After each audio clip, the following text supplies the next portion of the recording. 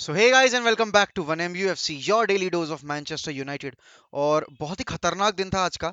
सबको पता है कि फार्मूला वन का फिनाले था और मैक्स वर्स्टापन अपना पहला चैंपियनशिप टाइटल जीत गए हैं लास्ट लैप में भाई। मतलब मुंह से निवाला छीन के ले गया मैक्स वर्स्टापन लुइस हैमिल्टन के। और मैं ये नहीं कहूंगा कि लकी विन थी या जो भी था, जीता है बंदा, डिजर्व इट था। पूरे सीजन उसने घुइयां नहीं छीली थी। अच्छा परफॉर्म किया उसने through out the season. Same goes for Lewis Hamilton. दोनों ने इस साल की चैंपियनशिप फाइट को अलग मुकाम दे दिया। बट हमेशा चीजें Karma always hits back and वो होता है हमेशा से। 2008 में ये हुआ था कि फिलिपे मासा एक पॉइंट से हार गया था। क्योंकि उस साल हुआ क्या था कि फिलिपे मासा को वो रेस जीतनी थी और लुइस हैमिल्टन को उस रेस में सिक्स्थ पर फिनिश करना था आउटसाइड टॉप फाइव। तो फिलिपे मासा टाइटल जीत जाता। लास्ट लैप के इंटरलागोस में वो रेस थी ब्राजील में। लास्ट लैप के लास्ट टर्न पर जो नंबर फिफ्थ पर था रेसर, उसकी गाड़ी स्लिप हुई। Lewis Hamilton took the advantage and Lewis Hamilton race खत्म होने जब फिलिपे मासा ने अपनी रेस खत्म कर ली, उसके 10 सेकंड बाद लुइस हैमिल्टन फिफ्थ पोजीशन के लिए ओवरटेक कर गया। And Lewis Hamilton won his very first title that year. कुछ ऐसा ही आज मैक्स वर्स्टापन के साथ हुआ है कि मैक्स वर्स्टापन ने आखिरी लैप में ओवरटेक करके लुइस हैमिल्टन को और चैंपियनशिप अपने नाम कर ली। तो very good day for F1 followers. Lewis Hamilton के फैंस के लिए और लुइस हैमिल्टन के लिए एक खराब दिन है। वहीं मैक्स वर्स्टापन के फैंस के लिए बहुत ही अच्छा दिन है। Now coming back to football, कल है डिसाइडिंग डे। क्योंकि कल निकलने वाले हैं चैंपियंस लीग के ड्रॉ। और यूनाइटेड के खेमे में यू नो बातचीत शुरू हो गई कि भाई मतलब ऑब्वियसली फैंस के मन में कि कौन मिल सकता है, किसके अगेंस्ट हमारे पास कितना अच्छा चांस रहेगा। क्योंकि अगर मैं पीएसजी की बात करूं तो पीएसजी अपने लीग में पायदान पर बैठी है टॉप पे। वो यू नो एवरेज खेल रहे हैं। बट क्योंकि फ्रेंच लीग है, अच्छा परफॉर्म कर रहे हैं। मेसी फॉर्म में आ चुका है। नेमार अभी इंजर्ड है, लेकिन एम्बापे उसकी जगह पर भाई कतर डिलीवरीज वो मतलब डिलीवर कर रहा है उनके लिए गेम्स में। मतलब दूसरी तरफ है इंटर मिलान, जो कि किसी ने नहीं सोचा था कॉन्टे के जाने के बाद सिमियोनी इंजागी के under they will do so well. And वो एसी मिलान के साथ टाइटल रेस में है। एंड वो नॉस्टैल्जिया वाली फील आ रही है यार कि AC Milan Inter Milan fighting toe to toe for the scudetto. और दूसरी तरफ मतलब अब उसके अलावा एटलेटिको मैड्रिड है भाई, बड़ा नाम। बट इस सीजन ला लीगा में उन्होंने जिस कदर का हग्गा मचाया है।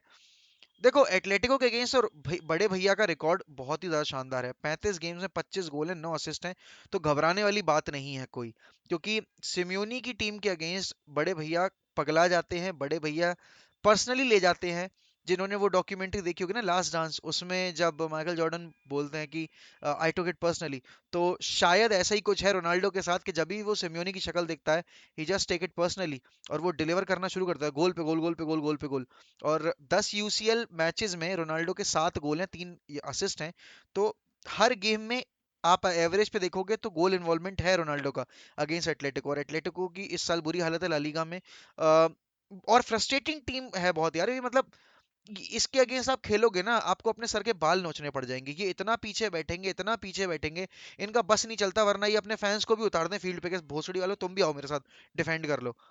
बट इससे ये चेंज नहीं होता कि हमारी पास टीम ऐसी है जो कि किसी भी टीम को अनसेटल कर सकती है, अनलॉक कर सकती है। बट थी कल भी हमारे पास नॉर्वेज के अगेंस्ट, लेकिन हम नहीं कर पाए।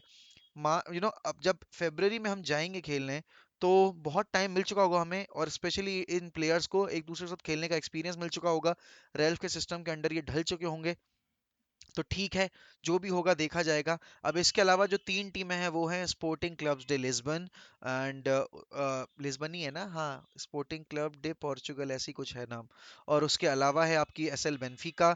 और उसके अलावा है साल्जबर्ग, वही साल्जबर्ग जो रेल्फ रैग्निक ने जमीन से खड़ी की थी। और वही स्पोर्टिंग जिस जहां से हम अपने बड़े भैया को लेकर आए थे पोर्चुगल से।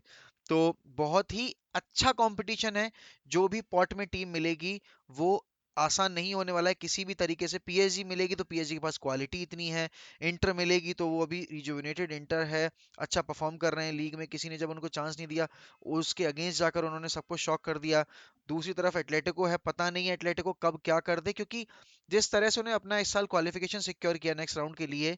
और यूसीएल की एक खास बात यह है कि आपका लीग में परफॉर्मेंस कैसा चल रहा है मैटर नहीं करता। कभी नहीं करता। आप उस दिन जाकर कैसा परफॉर्म कर दोगे ना, वहां आप रिजल्ट निकाल के ले जाओगे अपने अपने फेवर में।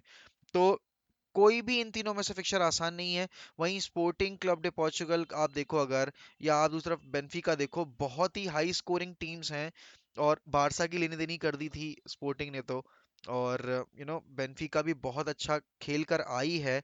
ऐसा नहीं है कि वो खराब खेलकर क्वालिफिकेशन में आ गए हो, नहीं। और साल्जबर्ग भी डिसेंट परफॉर्मेंसेस देकर ऊपर आ गई है। तो रियलिस्टिकली मैं बात करूं कि हमें कौन सी मिलनी चाहिए, तो सब बोलेंगे साल्जबर्ग ले लो, या फिर इन तीनों में से कोई ले लो, पोर्च ये स्पोर्टिंग में से या बेनफिका में से। बट मुझे मेरी किस्मत का पता है, मुझे मेरी टीम की किस्मत का पता है। हमें या तो एटलेटिको मिलेगी या हमें मिलेगी पीएसजी, और पीएसजी मिलेगी तो मेरे हिसाब से सही रहेगा rather than facing Atletico. I know कि रोनाल्डो का रिकॉर्ड अच्छा है, बट यार टीम गेम है ना ये। यहाँ टीम देखो कैसे खेल रही है, हम लो ब्लॉक को अनलॉक नहीं कर पा रहे हैं। तो पीएसजी थोड़ा हमें चांस देगी, एंड टू एंड गेम होगा, मजा आएगा। और दो गोट एक दूसरे से टकराएंगे यार, पता नहीं फिर कभी हमें मौका मिले कि हम चैंपियंस लीग में रोनाल्डो वर्सेस मेसी देखें। तो हो सकता है यूएफए कैपिटलाइज कर जाए इस अपॉर्चुनिटी पे और करवा दे, यूनाइटेड वर्सेस पीएसजी, किसी को नहीं पता है। और मैं बिल्कुल भी निराश नहीं होऊंगा, मैं ये नहीं बोलूंगा कि अरे यार नहीं होना चाहिए था, अगले राउंड में मिलते ये या वो। क्योंकि अगर आपको यूसीएल जीतना है तो आपको बेस्ट टीम्स को फेस कर कर उनको डिफीट करना पड़ेगा। क्योंकि अभी तक आपने अपने ग्रुप में इतना कुछ टफ कंपटीशन फेस किया नहीं था। बट जैसे जैसे आप आगे बढ़ते जाओगे, आपको क्वालिटी अपोनेंट्स मिलते जाएंगे।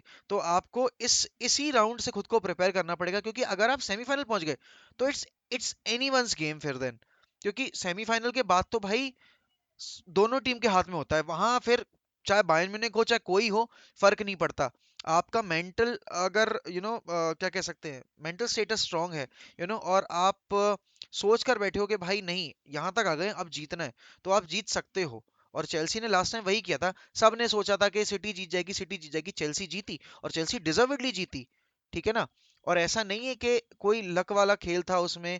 जब चेल्सी ने लास्ट सीजन मैन सिटी को हराया था, मैन सिटी ने घुटने टेक दिए, मतलब बिना सीडीएम को उतार दी टीम। पेप गार्डियोला की वो गलती थी और चेल्सी ने उसको कैपिटलाइज किया एंड अपने रिजल्ट अपने फेवर में लेकर आए।